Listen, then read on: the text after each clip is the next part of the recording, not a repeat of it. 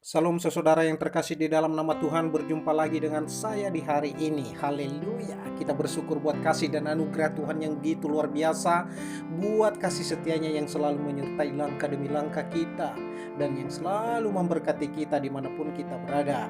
Dan saat ini kembali lagi kita merenungkan kebenaran firman Tuhan.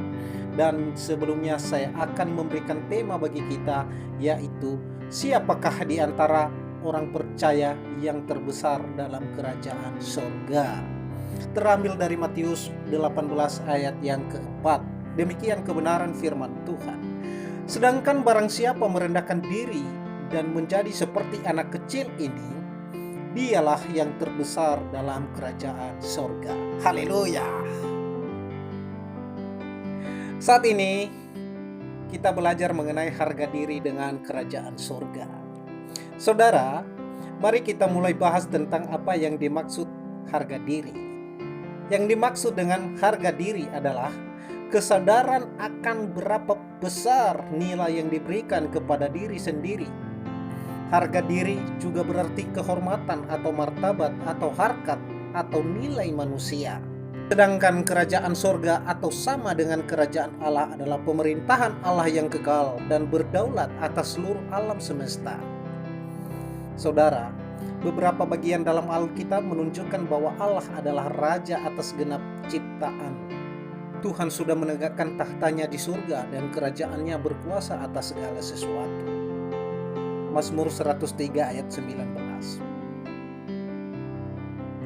Jika lebih diteliti, saudara, kerajaan Allah adalah pemerintahan rohani di atas hati dan kehidupan mereka yang secara sukarela tunduk kepada otoritas Allah.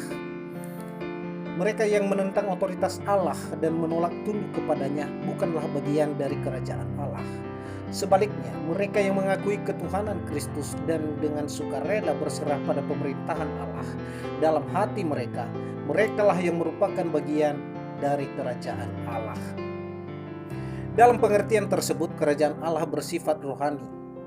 Yesus berkata bahwa kerajaannya bukan dari dunia ini seperti tertulis dalam Yohanes 18 ayat 36. Jawab Yesus, "Kerajaanku bukan dari dunia ini.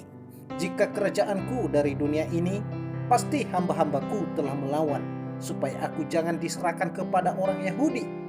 Akan tetapi kerajaanku bukan dari sini." Haleluya. Dan juga ia menyerukan bahwa pertobatan diperlukan untuk masuk ke dalam kerajaan Allah di dalam Matius pasal 4 ayat 17.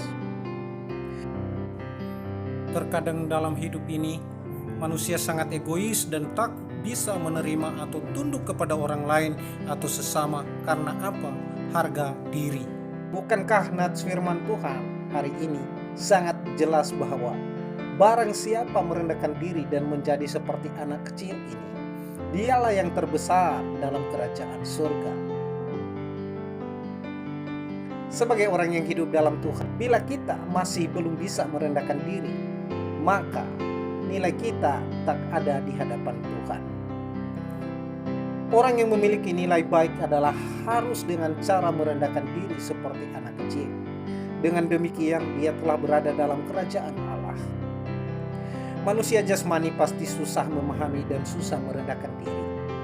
Mungkin sebut saja karena jabatan, harta, kekayaan, atau senior, dan lain sebagainya. Jadi semua itu tak ada nilai di hadapan Tuhan. Haleluya. Kiranya renungan hari ini menjadi berkat bagi kita semua. Dan akhir kata, saya membaca dari Injil Lukas pasal 14 ayat 11. Sebab barang siapa meninggikan diri, ia akan direndahkan, dan barang siapa merendahkan diri, ia akan ditinggikan. Haleluya. Tuhan Yesus memberkati kita senantiasa dimanapun kita berada di hari ini. Akhir kata saya ucapkan shalom buat kita semua.